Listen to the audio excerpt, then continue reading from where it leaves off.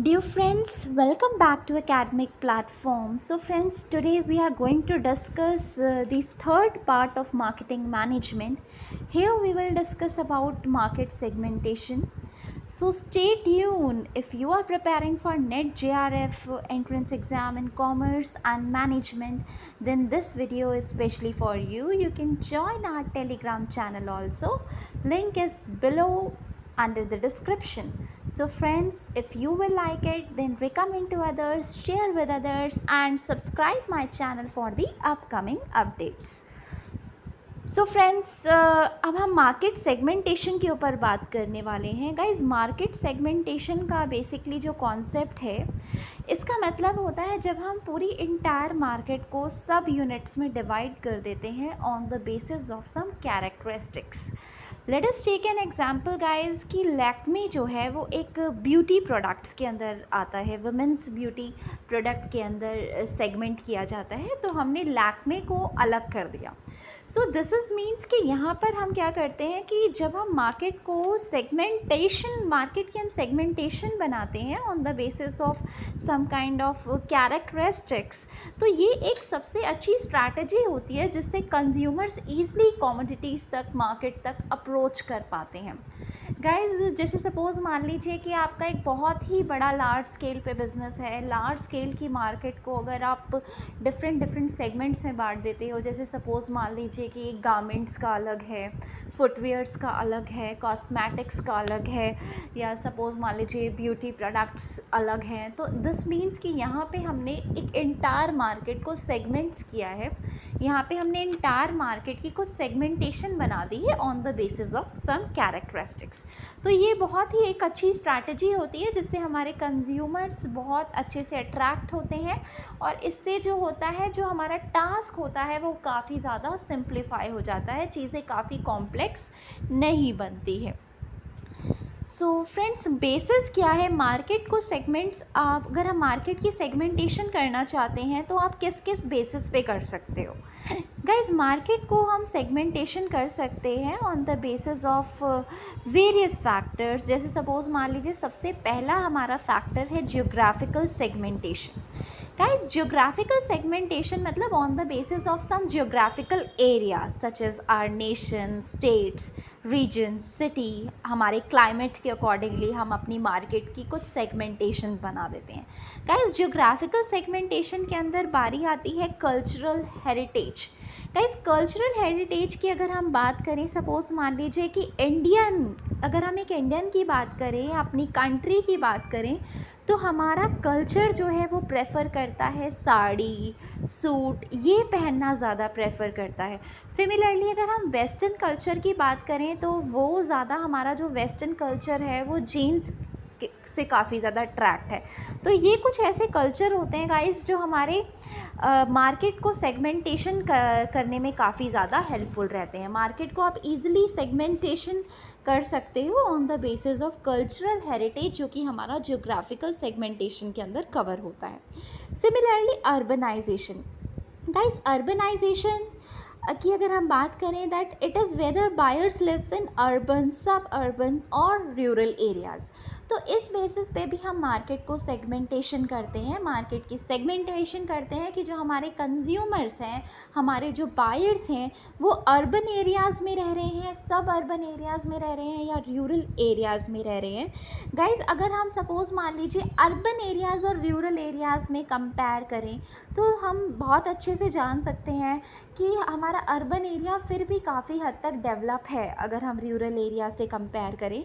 तो urban area को अगर देखा जाए इस बेसिस पे, तो यहाँ पे काफ़ी अच्छी एजुकेशनल जो फैसिलिटीज़ है वो प्रोवाइड की जाती है स्टूडेंट्स को. हायर इनकम ग्रुप के लोग यहाँ पे रहते हैं. सिमिलरली अगर रूरल एरियाज़ में देखा जाए तो ऐसा हमें ज़्यादा देखने को नहीं मिलता. क्यों? क्योंकि वहाँ पे अभी भी देखा जाए तो काफ़ी हद तक इंफ्रास्ट्रक्चर की कमी है, एजुकेशनल फैसिलिटीज़ अच्छी नहीं मिल पा रही है लोगों को, इनकम ग्रुप्स अच्छी नहीं हैं.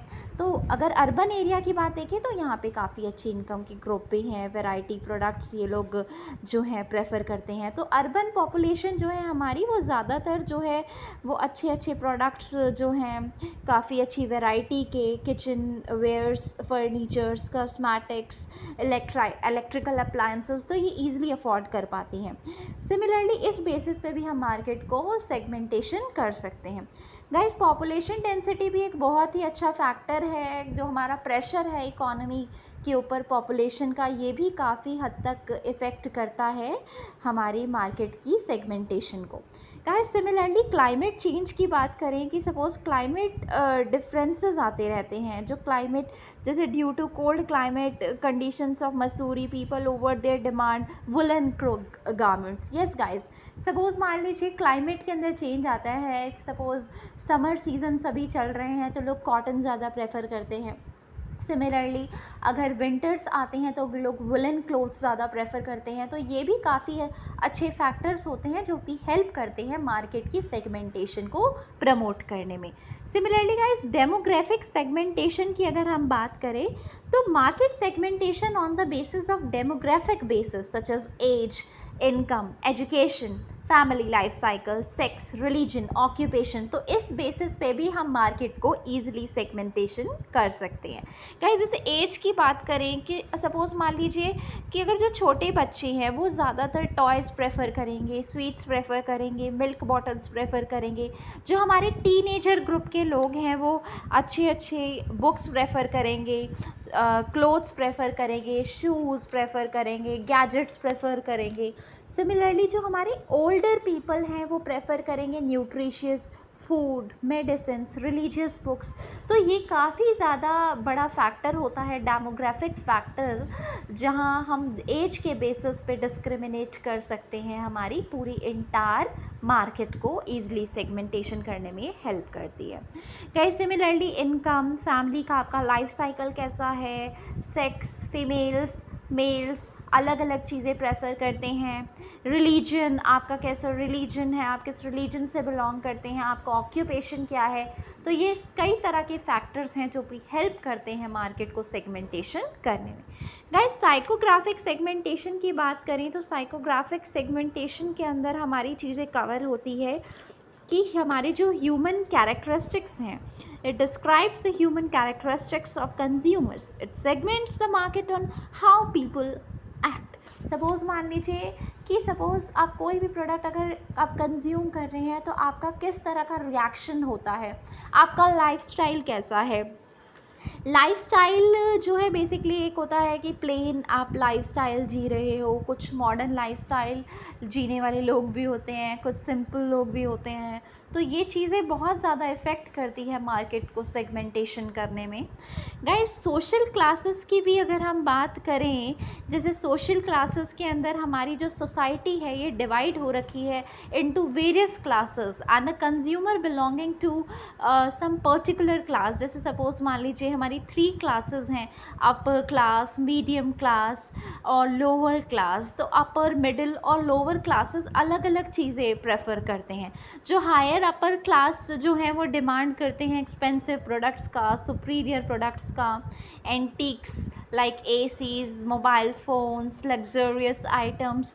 सिमिलरली अगर हम मिडिल क्लास लोगों की बात करें तो वो कंफर्टेबल प्रोडक्ट्स को ज़्यादा प्रेफर करते हैं, जैसे कूलर, स्कूटी। तो सिमिलरली लोअर क्लासेस जो हैं वो सबसे ज़्यादा अपनी नेसेसिटीज़ के ऊपर ध्यान देते हैं, क्योंकि उनकी नेसेसिटी जीने के लिए जो चीज़ें सबसे ज़्यादा ज़रूरी है उनको ध्यान देना ज़रूरी है कि अपनी प्रायोरिटीज़ को छोड़कर सबसे पहले अपनी नेसेसिटीज़ के ऊपर ध्यान दें, जो कि जीने के लिए बहुत ज़्यादा ज़रूरी है। तो ये भी बहुत ही इम्पॉर्टेंट फैक्टर है जो कि मार्केट सेगमेंटेशन को सब डिवाइड करने में हेल्प करता है। गाइस, बिहेवियरल सेगमेंटेशन की अगर हम बात करें तो buyers are divided into various groups on the basis of their knowledge and response status. अगर हम बिहेवियरल सेगमेंटेशन की बात करें तो बेनिफिट्स की बात यहाँ पे लिखी हुई है। जैसे benefit sort means when consumers buy a particular brand they have their expectations. Suppose मान लीजिए आप कोई भी प्रोडक्ट मार्केट से लेते हैं तो आपकी कुछ एक्सपेक्टेशंस होती है कि वो प्रोडक्ट आपको आपके लिए कितना ज़्यादा हेल्पफुल रहेगा, कितना ज़्यादा आपको बेनिफिट देगा, ठीक है।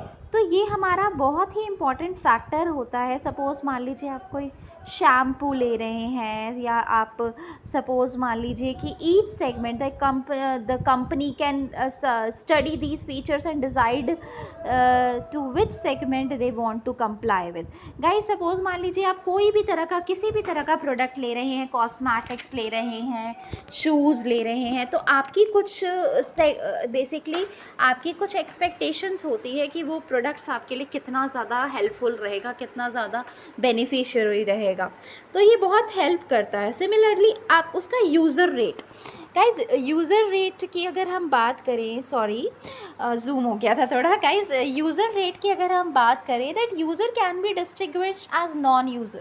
गाइज कई तरह के यूज़र्स होते हैं, जैसे कुछ हमारे एक्स यूज़र होते हैं, पोटेंशियल यूज़र्स होते हैं, फर्स्ट टाइम यूज़र्स होते हैं, रेगुलर यूज़र्स होते हैं।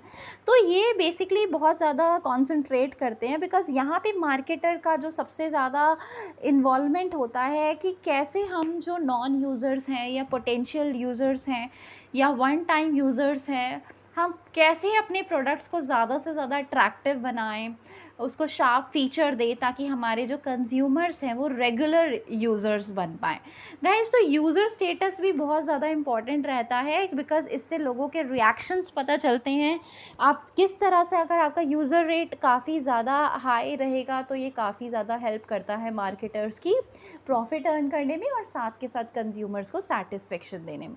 गाइस कुछ ब्रांड लॉयल्टी भी होती है। गाइस ब्रांड लॉयल्टी की अगर हम बात करें कि कुछ कंज्यूमर्स बिल्कुल स्विच हो जाते हैं कि हमें यही पर्टिकुलर ब्रांड चाहिए, वो कई बार बहुत ज़्यादा लॉयल होते हैं, मॉडरेटली लॉयल रहते हैं, मॉडरेटली स्विचर्स होते हैं कि हमें इसी पर्टिकुलर ब्रांड को यूज़ करना है, बिकॉज वो उस पर्टिकुलर ब्रांड से काफ़ी ज़्यादा सेटिस्फाइड होते हैं। तो ये भी मार्केट सेगमेंटेशन को प्रमोट करने में, सब डिवाइड करने में काफ़ी ज़्यादा हेल्प करती है कि लॉयल्टी जो होती है, लॉयल्टी स्टेटस जो होता है, जो ब्रांड लॉयल्टी स्टेटस होता है यूज़र्स का, वो कई बार क्या करते हैं कि वो पूरी तरह से स्विच हो जाते हैं एक ही प्रोडक्ट की तरफ, एक ही ब्रांड की तरफ। क्यों? क्योंकि वो पूरी तरह से सेटिस्फाइड होते हैं। गाइस ओकेजन्स, सपोज मान लीजिए अगर हम ओकेजन्स की बात करें यहाँ पर, तो buyers need for a product change according to the occasions for which he is buying. Example की अगर हम बात करें, सपोज़ मान लीजिए कि हॉलीडेज़ एंड इवेंट्स आते रहते हैं, ये स्टिमुलेट करती है बायर्स को। जैसे सपोज़ ओकेजन्स का टाइम आता है, दिवाली का टाइम आता है, होली का टाइम आता है, तो लोग अच्छे अच्छे क्लोथ्स लेने जाते हैं बाहर, नए कपड़े लेने जाते हैं, कलर्स ख़रीदने जाते हैं। तो ये सब चीज़ें क्या है कि ओकेजन्स भी जो हमारे इवेंट्स बदलते रहते हैं, कुछ हॉलीडेज़ आते हैं, कुछ अच्छे अच्छे इवेंट्स आते हैं। सपोज़ मैरिज का जो दिन होता है उसमें कितनी ज़्यादा लोग शॉपिंग करते हैं, तो ये भी चीज़ें हमारी मार्केट को बहुत ज़्यादा अफेक्ट करती है। सिमिलरली अब हम लोग नेक्स्ट पॉइंट पे पढ़ते हैं कि segmentation and marketing strategies. Guys अब हम लोग पढ़ेंगे कि मार्केट को अगर हम सेगमेंटेशन कर रहे हैं तो हमें कौन कौन सी स्ट्रैटेजीज़ को फॉलो करना ज़रूरी होता है। गाइस एक होती है आपकी undifferentiated market. This strategy ignores the varying demand and puts forward one single product for the whole market. It focuses on common needs of the people and thus designs or a product that satisfies the maximum number of people. Yes friends, guys undifferentiated market का जो basically focus होता है वो one single product की तरफ होता है। ये बहुत ज़्यादा complex nature का नहीं होता। क्यों? क्योंकि ये सबसे ज़्यादा focus करता है single product activities पे। For the whole market, it focuses on the common need of people and thus designs the product that satisfy maximum number of consumers. It's a single marketing program. Yes friends, जो हमारा undifferentiated marketing जो है ये बिल्कुल single market concept है। यहाँ पर हम पर्टिकुलर प्रोडक्ट के ऊपर बहुत ज़्यादा फोकस करते हैं, यहाँ पे वैरायटी ऑफ प्रोडक्ट्स के साथ डीलिंग नहीं की जाती। So the best example is Coca Cola. ठीक है, सिमिलरली कोका कोला की अगर हम बात करें तो ये इसका सबसे ज़्यादा बेस्ट एग्जांपल है। ये मार्केट जो होती है अनडिफरेंशिएटेड मार्केट, ये कॉम्प्लेक्स नहीं होती। यहाँ पे टास्क्स को हैंडल करना बहुत ज़्यादा इजी होता है, काफ़ी ज़्यादा यहाँ पे कॉम्प्लेक्सिटीज़ फेस नहीं करनी पड़ती, बिकॉज़ ये सिंगल लाइन प्रोडक्ट्स के ऊपर ज़्यादा बिलीव करता है, यहीं पर फोकस करता है और कंज्यूमर्स को, मैक्सिमम नंबर ऑफ़ कंज्यूमर्स को सेटिस्फेक्शन प्रोवाइड करने की पूरी कोशिश करता है। गाइज, अगर हम डिफरेंशिएटेड मार्केटिंग के ऊपर बात करें, that this strategies considers the buying need and designs of various products. Under this strategy the firm develops different marketing products from each segment. It provides higher satisfaction to the buyers, and nowadays most of the firm had adopted these strategies. Guys, अगर हम differentiated marketing के concept की बात करें तो यहाँ पे different variety के products होते हैं, different designs के होते हैं, different brands के होते हैं। तो ये बेसिकली जो है different marketing programs के साथ डील करता है। जैसे undifferentiated market single line products के साथ डील करता है, सिमिलरली जो डिफरेंशिएटेड मार्केटिंग है वो डिफरेंट मार्केटिंग प्रोग्राम्स के साथ डील करता है ईच सेगमेंट के ऊपर। गाइज, आजकल के टाइम में देखा जाए तो डिफरेंशिएटेड मार्केटिंग का कॉन्सेप्ट सबसे ज़्यादा चला हुआ है, and now a days most of the firms have adopted this kind of strategy. जैसे सपोज़ मान लीजिए गोदरेज लिमिटेड है, नेस्ले हैं, तो नेस्ले के कई तरह के प्रोडक्ट्स हमें देखने को मिलते हैं, कई तरह की coffees.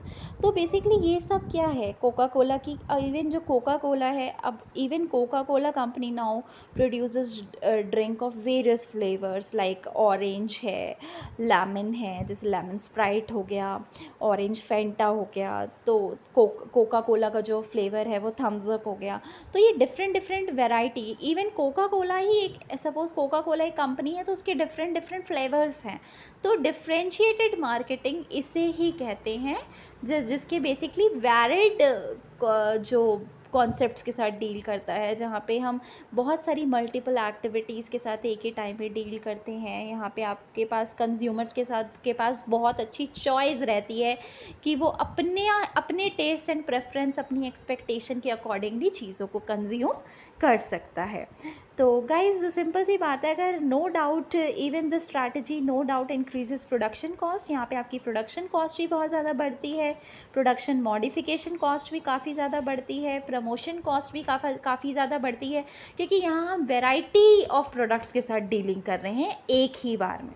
Similarly, next is concentrated strategy. Guys, this strategy, instead of focusing on total market, considers only one particular part of market. Guys, यहाँ पे क्या होता है कि ये पूरी मार्केट को पे फोकस करने की जगह ये सिर्फ और सिर्फ उसी स्मॉल शेयर ऑफ मार्केट के ऊपर फोकस करती है। जैसे सपोज़ मान लीजिए जॉनसन्स एंड जॉनसन्स लिमिटेड है, ये एक ऐसी कंपनी है जो बेबी प्रोडक्ट्स के साथ डील करती है। तो बहुत ही सिंगल कॉन्सेंट्रेटेड मार्केट, मतलब जहाँ पे फोकस जो होता है सिर्फ एक जगह पे होता है। जैसे Johnson's and Johnson's limited is dealing only with the baby products. So this is the best example of concentrated marketing. तो इस तरह से हम क्या करते हैं, अपनी मार्केट को ईजिली डायग्नोस करते हैं, एनालाइज करते हैं और मार्केट को सब डिवाइड करते हैं on the different segments. Guys, next है हमारा selection of marketing strategy. Selection of marketing strategy का मतलब है कि अगर सपोज़ मान लीजिए कि आप मार्केटिंग स्ट्रैटेजी जो है वो सिलेक्ट करना चाहते हैं। सपोज़ मान लीजिए हम इसी चीज़ को लेकर चलें कि अनडिफरेंशिएटेड मार्केटिंग को हमें फॉलो करना है, डिफरेंशिएटेड को फॉलो करना है, या कॉन्सेंट्रेटेड मार्केटिंग को फॉलो करना है। फ्रेंड्स, इसमें कुछ हमारे फैक्टर्स होते हैं जो इन्फ्लुएंस करते हैं कि हम कौन सी मार्केटिंग स्ट्रैटेजी अपनाएं। जैसे सपोज़ मान लीजिए सबसे पहला है financial resource. it is the financial resource that amples, में स्पेलिंग थोड़ी सी मिस्टेक है। If the financial resources are ample, guys line है आपकी, अगर आपके जो फाइनेंशियल रिसोर्सेज हैं वो एम्पल है, then it may either adopt differentiated और non differentiated strategy. However, if your financial resources are limited, अगर आपके पास अच्छा खासा फाइनेंस है, एम्पल फाइनेंस है, सफिशिएंट फाइनेंस है जो आप ईजिली इन्वेस्ट कर सकते हो, then you can go on for differentiated marketing also और नॉन डिफरेंशिएटेड मार्केटिंग ऑल्सो। पर अगर आपके पास फाइनेंस जो है, फाइनेंस एक बहुत ही ज़्यादा बड़ा लाइफ ब्लड होता है बिजनेस का, it is the life line of business, and without funds you can not imagine your entire market. तो फाइनेंस जो है एक सबसे बड़ा रिसोर्स है। अगर आपके पास फंड्स लिमिटेड है then you can go on for only concentrated market, because concentrated marketing के अंदर रिसोर्स बहुत ज़्यादा कम लगते हैं, फंड्स कम लगते हैं, तो आप कॉन्सेंट्रेटेड मार्केटिंग अप्रोच फॉलो कर सकते हैं।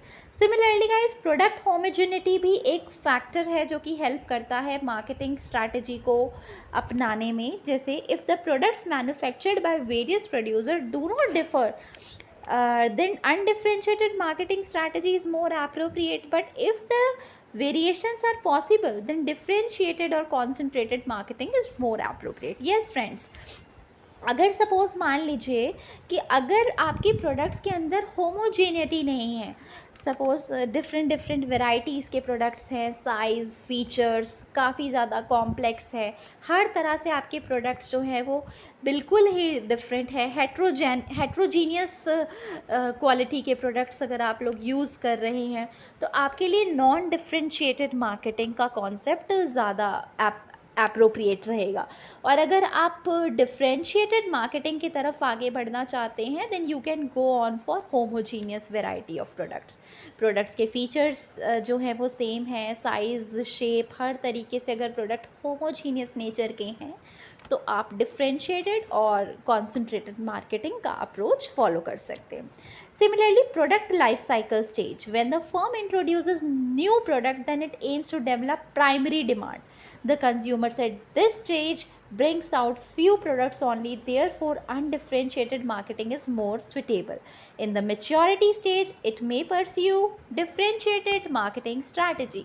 गाइज, अगर सपोज़ मान लीजिए कोई बहुत ही नया प्रोडक्ट मार्केट के अंदर आप इंट्रोड्यूस कर रहे हो, लॉन्च कर रहे हो, जिससे हमारे कंज्यूमर्स जो हैं वो पूरी तरह से अवेयर नहीं है, तो गाइज़ यहाँ पर कौन सा आप लोग फॉलो करोगे अप्रोच? यहाँ पे अनडिफरेंशिएटेड मार्केटिंग के कॉन्सेप्ट्स को आप फॉलो कर सकते हो, बिकॉज अनडिफरेंशिएटेड के अंदर आप होमोजीनियस वैरायटी के प्रोडक्ट्स होंगे, ज़्यादा आपका फंड भी नहीं इसमें इन्वॉल्व होगा, ज़्यादा रिसोर्सेज भी नहीं लगेंगे, then you can go on for undifferentiated और कॉन्सेंट्रेटेड मार्केटिंग अप्रोच। गाइज, अगर सपोज़ मान लो प्रोडक्ट जो है आपका मैच्योरिटी स्टेज पर पहुंच गया है, आज के टाइम में हर कंज्यूमर उस प्रोडक्ट को प्रेफर करना चाहता है through the mode of advertisement, everyone is aware about your product and people are basically willingly to purchase your goods and services, then you can basically follow the differentiated marketing strategy. It will be more and more appropriate. Guys, customer homogeneity की बात करें, that if the buyers have same taste, desires and need, then undifferentiated marketing is appropriate. अगर consumers का जो test है, desires है, needs हैं, वो काफ़ी ज़्यादा सिमिलर है, तो वहाँ पे अनडिफरेंशिएटेड मार्केटिंग जो है वो ज़्यादा अप्रोप्रिएट रहती है।